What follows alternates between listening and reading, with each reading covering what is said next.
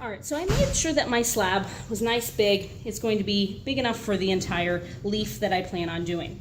Now, with the leaf that I picked, it has this thick stem, so I'm actually going to get rid of that stem if I can without ruining the leaf. What you want to do is put the textured side of the leaf down on the clay. I've been making sure that my leaf is big enough, or my slab is big enough for the leaf, so that hopefully it doesn't go off of the clay. I'm gonna, before I commit to my placement, I'm gonna kind of check on it, make sure that it fits, maybe lightly press it down to make sure. It's gonna be pretty close, but I think this will work. All right, so what I'm gonna do now is very lightly with my rolling pin. If it's a small leaf that doesn't have this big thing in the middle, you can just roll right over the whole leaf. I'm going to just imprint a little bit at a time.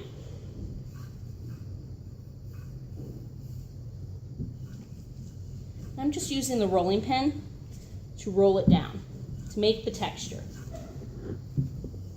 Because of this large crease in the middle, and I don't want to ruin the leaf, I'm actually going to do this slightly different than normal. Okay.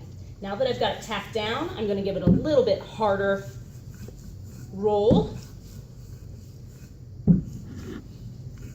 Now, I'm going to lift this side so that I can press the opposite side. And as I'm lifting, I'm noticing that I could have a little bit more texture. So I'm going to go back, roll it down a little bit harder.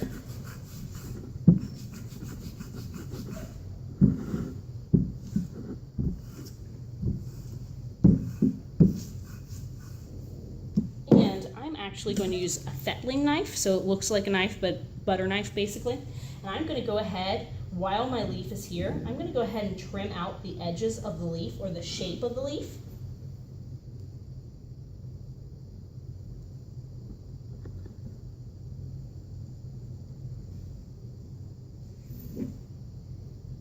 And then the extra clay I'm just going to set off to the side for right now.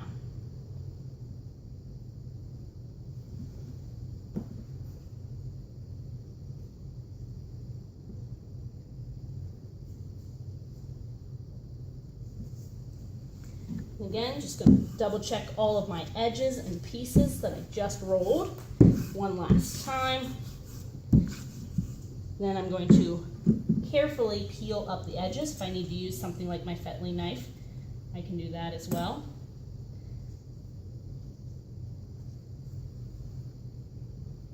Oh yeah, there we go, that looks good. Doesn't have a whole lot of texture in some of the spots, but other places it looks really, really good. So now I'm going to do the other half, just because, again, I had to do this in two parts just because the middle of this leaf is so big and thick.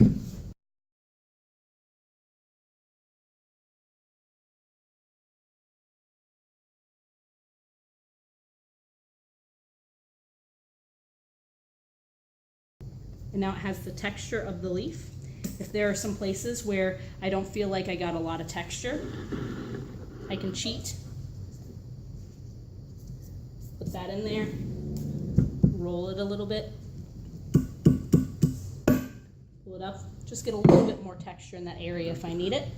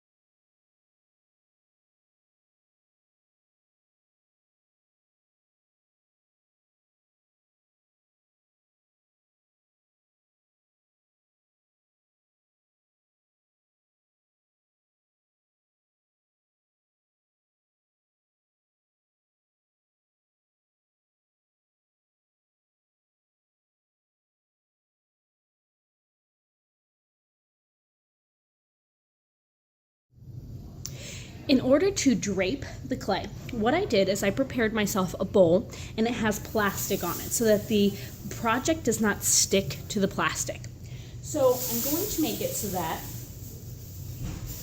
I very carefully pick up my clay slab that has the texture already pressed into it. I'm going to take my time, I'm going to do it slow,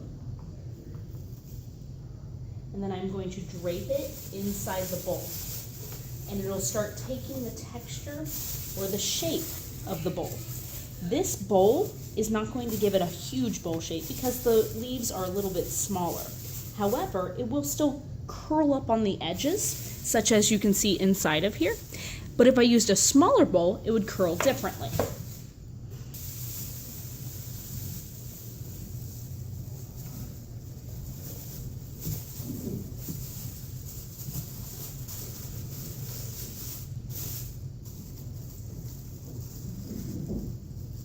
When I do this, I'm careful not to erase or smudge out the details that I already have. If I want the leaf to stick up, I can make it stick up. If I want to kind of bend it or curl it so it's going another direction, I can do that too. And this is just called making a drape or a slump mold in clay. It's very, very easy. You can also flip the bowl the opposite direction and put the project on the bottom of the bowl. Then what I'm going to do is I'm going to wrap up my project. I'm not going to smush down. If I smush down, I lose all the detail I just did. But it needs to be completely wrapped. Leaving my project inside the bowl to start slowly drying. What I'm going to do now is I'm going to take a piece of tape, I'm going to put my name on it, and then I'm going to put it away to dry.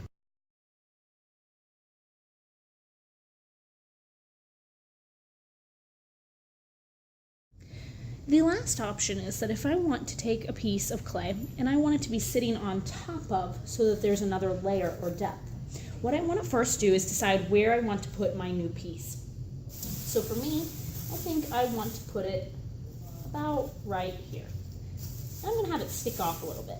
I might gently mark the area where this will be, and here's why. In order to have these two pieces of clay stick together, I have to do something called slip and score.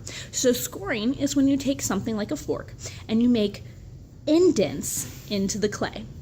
They can't be little indents like this. This is not enough. It's not even close to enough. I have to make grooves in multiple directions. So it's like when you crosshatch with drawing, I'm now doing that with clay.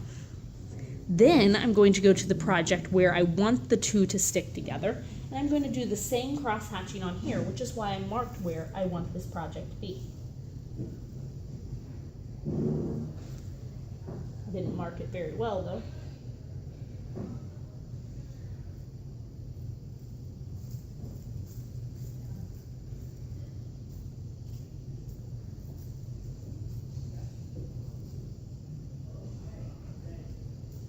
Going multiple directions.